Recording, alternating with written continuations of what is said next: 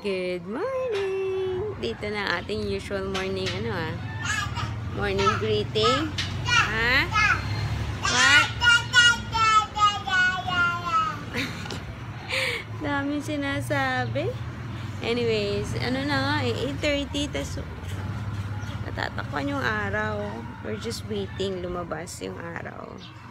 Kanina, nandito na tapos natakpan. And we're waiting for breakfast to ginagawa pa.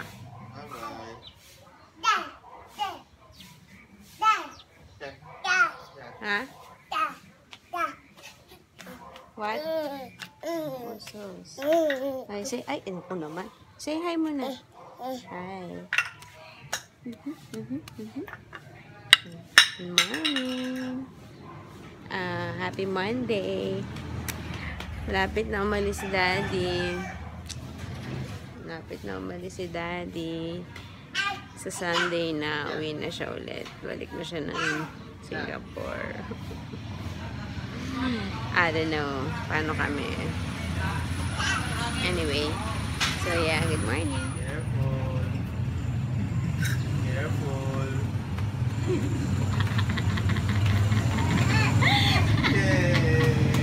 Nakakatawa si Seb, para siyang matanda. Pag dumadaan siya doon. Pinagtripan eh. Can you get it please, Seb? Please, can you get it please? Ay, ang daya. Please get it. Thank you. Careful. Careful. Careful.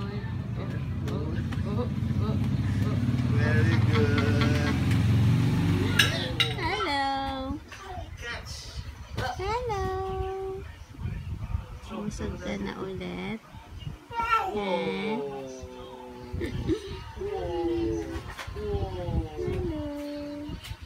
Usus naman yun.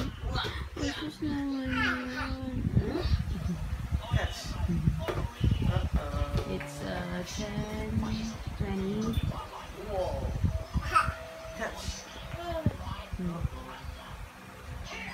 Hello.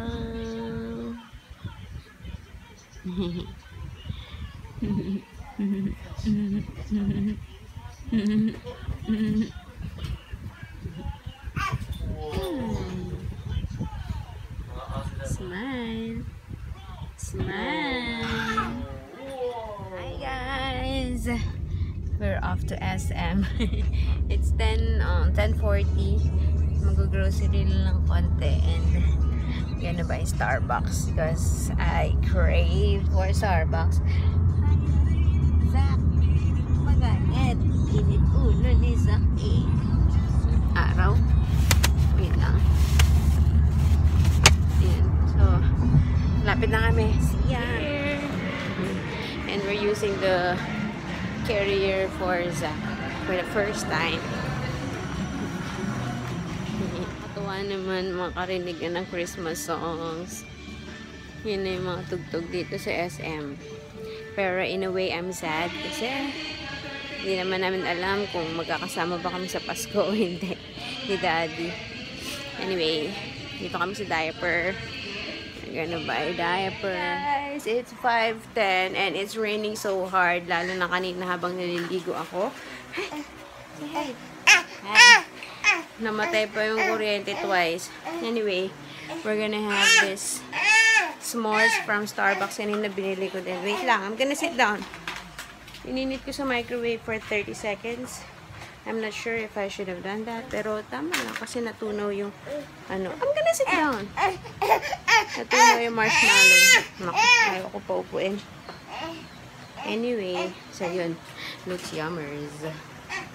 S'mores. Oh, you want to sit down? Okay, wait lang. Hey guys, it's 6:40 and sira yung cable. Nakakainis. Magmula nung kaninang umulan, diba, habang naliligo ako, twice nag-brown out. Pero ilang seconds lang, mga 5 seconds, bumalik ulit. Tapos pagkatapos ko maligo, ayun, nakita ko. Sira yung cable. Destiny cable. Pero yung Sky meron. Anyways, so wala kami ginagawa. Si Daddy naliligo and si Zeb pinapakain na. I'm just watching. Actually, wala na akong mapanood. Excuse me. Wala na akong mapanood sa YouTube. So, we're just playing with baby. Sorry, ang gulo ng kwarto. Madalang nyo lang makikita magmalinis yung aking paligid kasi si Zeb. Si Zeb naman ang nanggugulo dyan. Hello! Hello, baby! Hi! Hello! Nalulungkot ako kasi aalis na si daddy. Malapit na. Kung dati, before ako manganak, 1 week before ako manganak, nagka-countdown na ako. Ngayon, countdown ulit. Diyan si daddy. You want to see his awesome body?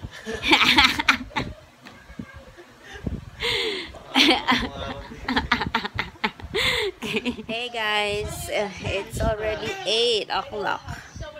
And yeah, we're gonna close this na.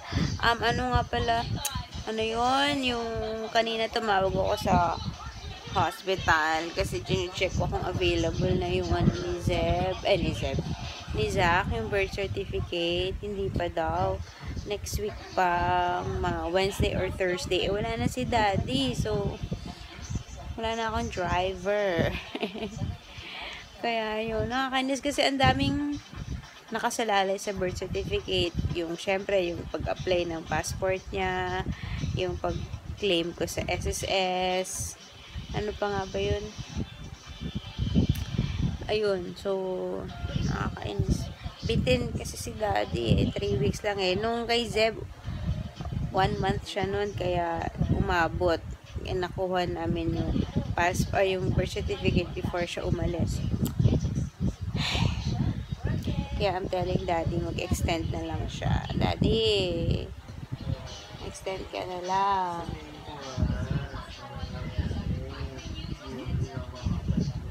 Ayaw na niyang bumalik. Good luck. Nakain kami ng pagmamahal. Ay, nako. Anyways, si Zach ay tulog na. Pero I'm sure mamaya gigising naman yan. And si Zeb, ayan, nakaligo na and ready for bed. So, we're just gonna say good night. We'll see you tomorrow. Anong araw ngayon, daddy? Monday pa lang pala. Okay lang. Hindi ako nagre-reklamo. Gusto ko pang bagalan yung araw. So, yeah. See you tomorrow, guys. Good night. Bye, daddy. He's out. Bye, Zeb. Say good night. Busy. So, yeah. Bye, guys.